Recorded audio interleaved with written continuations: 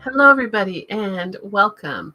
Before you look at 2026, one of the most powerful things that you can do is look back at 2025. And I'm not talking about just a typical year in review. I'm actually talking about doing it in a very particular way. And that's what I want to share with you today. I want to share with you a system called the Clarity Check-in. It has 5 categories. And this is something I've used with my clients for over 15 years to gain clarity, to really look at their business, not just at year end, but anytime you need to look at your business, your project, or even your industry. This is one of the most powerful tools, and it's really simple. And I want to go over that today with you. But before I dive into that, I kind of want to explain what's going on. So this is my December Reflect, Choose, and Celebrate Challenge, and this is week 2.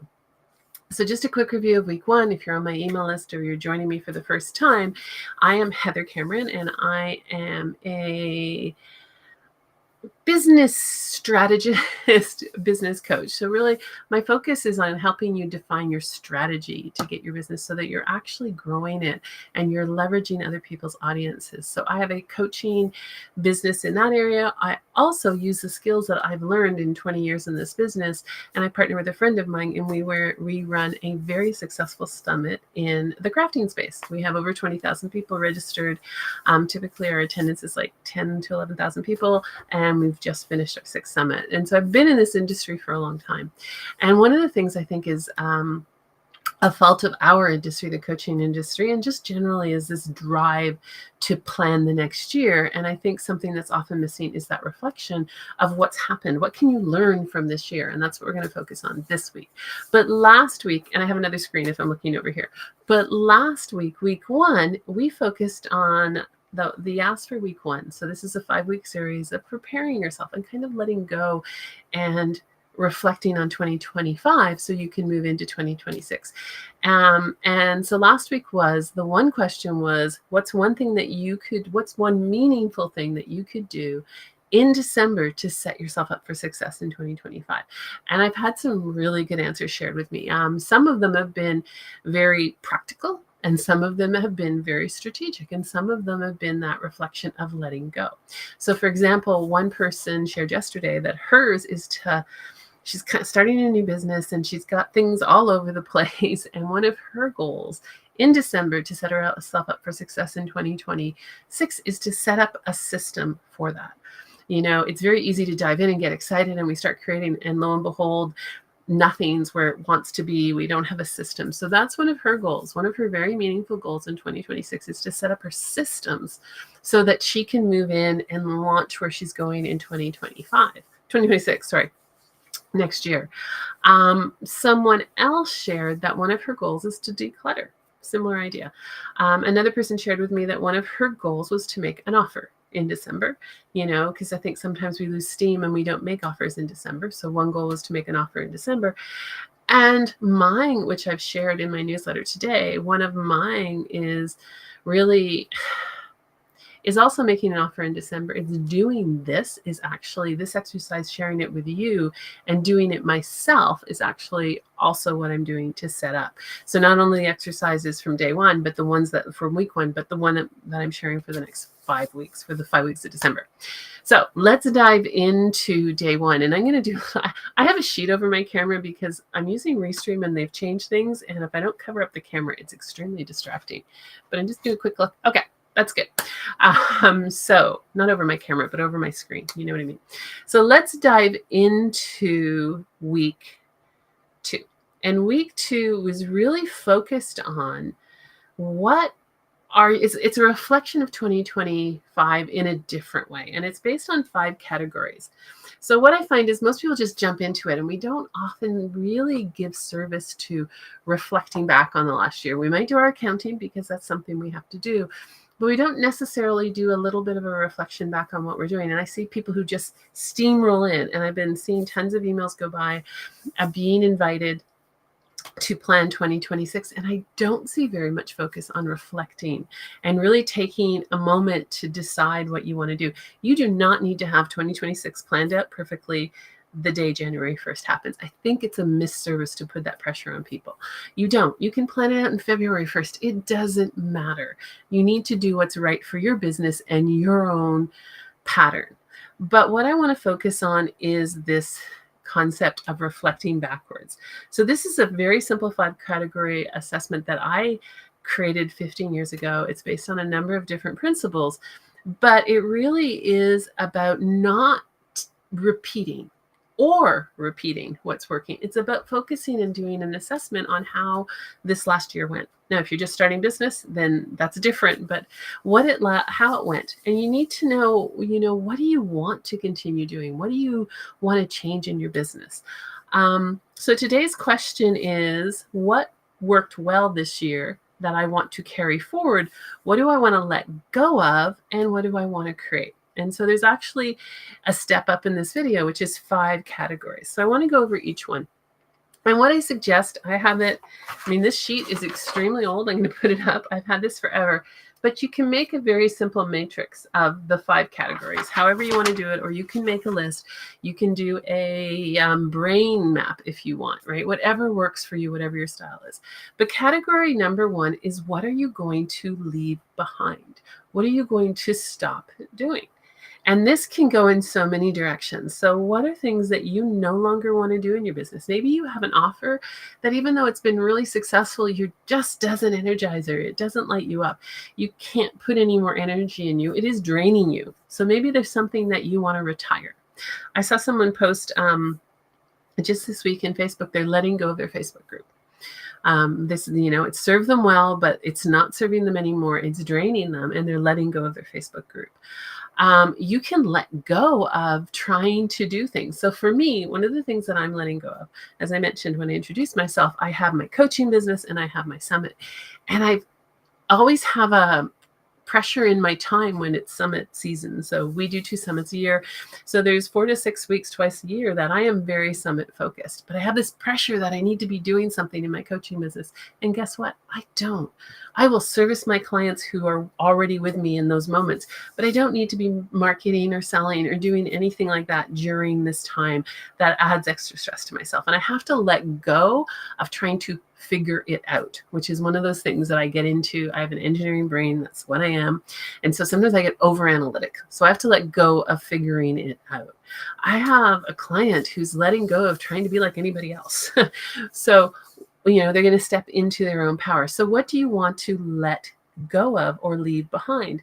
It could be anything, right? It could be software you don't want to use. Just think about that kind of overall, what do you want to let go of?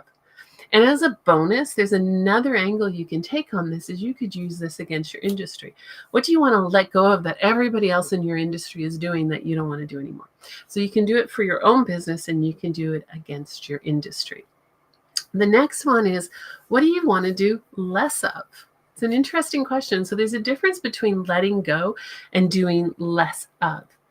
Perhaps you want to do less posting on social media, because we all think we have to do it, but we don't. Maybe you want to do less brainstorming, but less perfectionism. Maybe you want to be less of a perfectionism, and maybe you want to let things go out in the world sooner. What do you want to do less of? So it's not like eliminating it completely, but what do you want to do less of?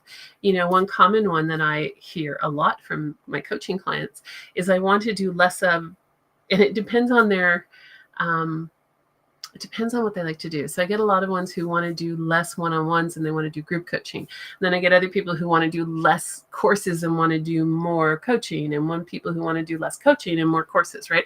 All of those things, and you don't have to be a coach. You could be in any industry and that would apply, right? So know what you want to do less of.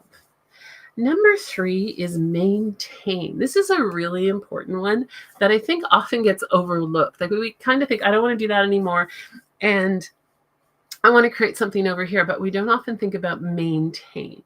So what do you want to maintain? What's working really well in your business? It could be an offer that's just like ticking and doing amazingly. It could be, and you don't need to radically change it. You don't need to change the contents of the offer.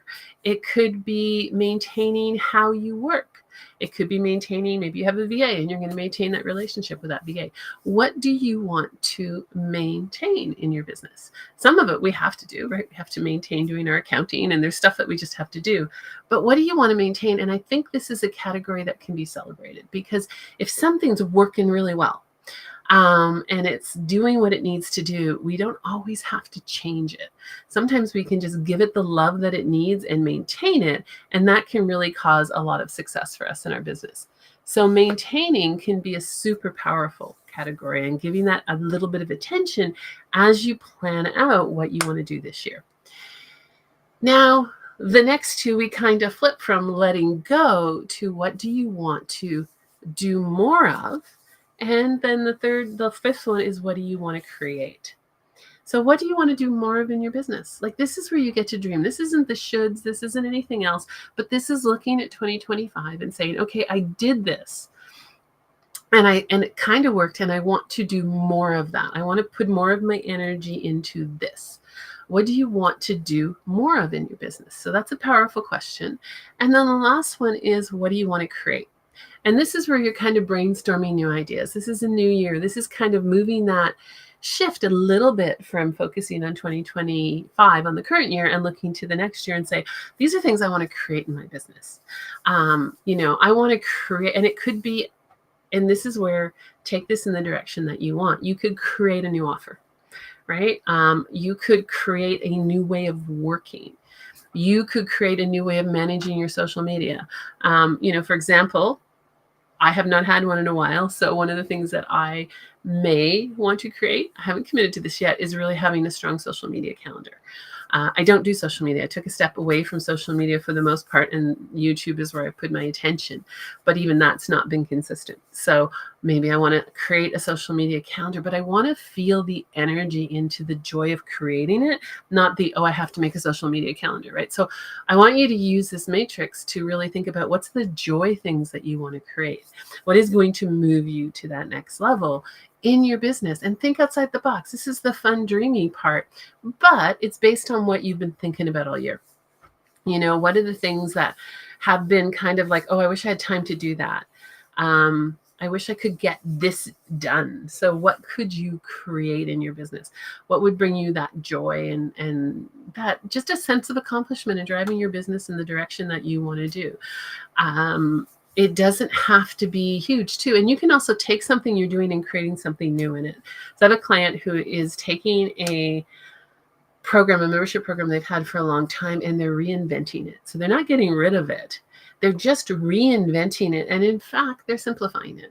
So it's one of those ones that has both sides of it. They're removing the complexity. They're doing less of what was complicated, and they're doing more of what is valuable. And so that's that example of using this matrix to say, okay, what she's maintaining is, she's maintaining multiple price points. She's maintaining a component that's free. She's maintaining the content that she does. She's doing less layers, less complexity, and she's giving and she's increasing the value for them. She's doing more of what people wanted in a way that's easier for her to work. And so that's a great example how this matrix can be used in so many different ways. So what are you creating? What are you going to do in your business based on what you're doing now? Not based on, we have to move from where we are now to where we want to be. We can't, it'd be nice if we could just leapfrog and be over there, but we still have our businesses that we have to deal with now. And so this can be used in so many ways.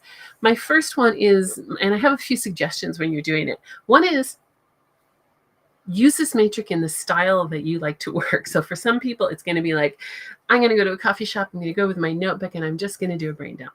For other people, it might need to be more systematic. And for some people, it's going to percolate in your mind for the next, couple of days. You're going to think, okay, here's things that I want to do less of.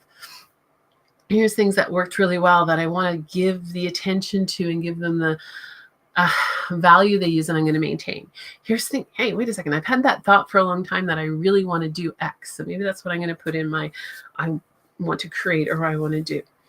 And there's power in making a decision about what belongs in each category. There's power in giving yourself this structure in a way that's not structured.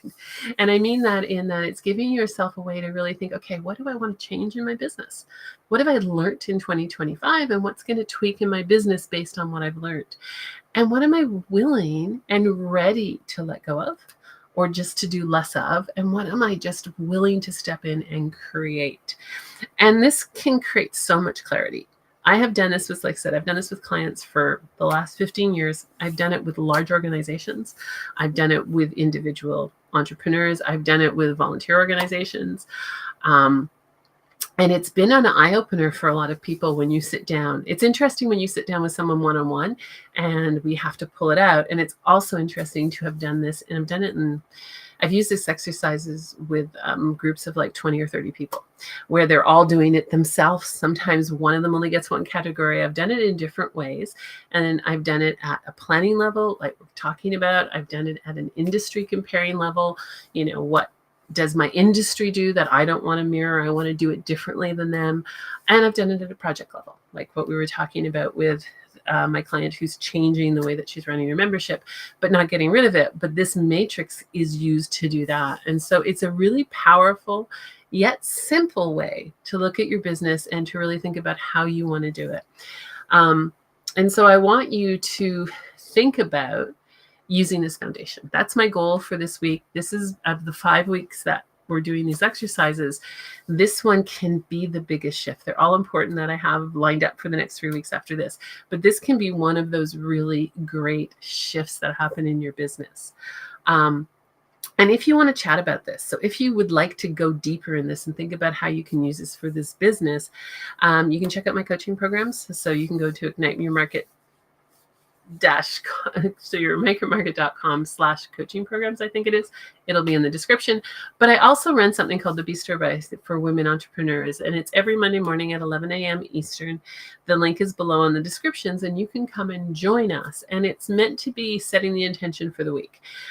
It's free. You can show up when you want. It is not recorded. It is meant to just be, I created it just to give us that kickstart at the beginning of every week for you and for me. And it's a way to connect. And I've had a lot of people ask, how can I borrow your brain? Well, this is an opportunity to get a little bit of it. So if that's something that's interests you, check out the link below. And if you want to go deeper in this, just reach out, comment.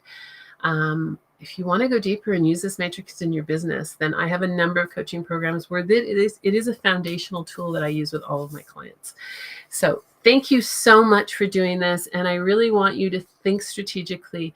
I want you to take an opportunity and give yourself the gift of time and just go through this matrix, whether it's sitting down, you know, and booking a session, or whether it's just letting it percolate. It is simple. What do you want to get rid of? What do you want to stop doing? What do you want to reduce or do less of? What do you want to maintain?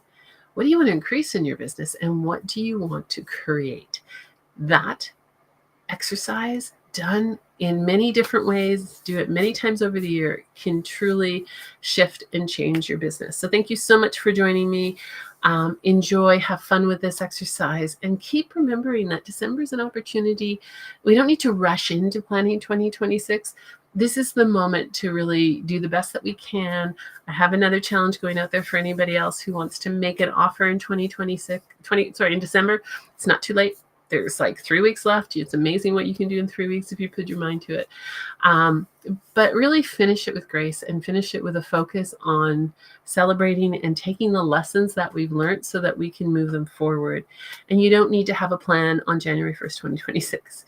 You can have a plan on February 1st or March 1st and still have an amazing year. So taking the pressure off the need to plan, but getting excited at the same time is what my goal is for you. So thank you so much for listening. And we will see you next week for week 3 of what we're doing in the, don't even remember what I called it. Looking over here in the Reflect, Choose, and Celebrate Challenge. This is my second video today. I did one for my scrapbooking world, and I'm like, which one am I on? In the Reflect, Choose, or Celebrate Challenge, this is week 2. We have week 3 coming up next week. I will be live again at 1 p.m. on Tuesday to talk about that. So thanks so much for listening. If you're listening to the recording, drop a comment below. I would love to hear from you. Thank you.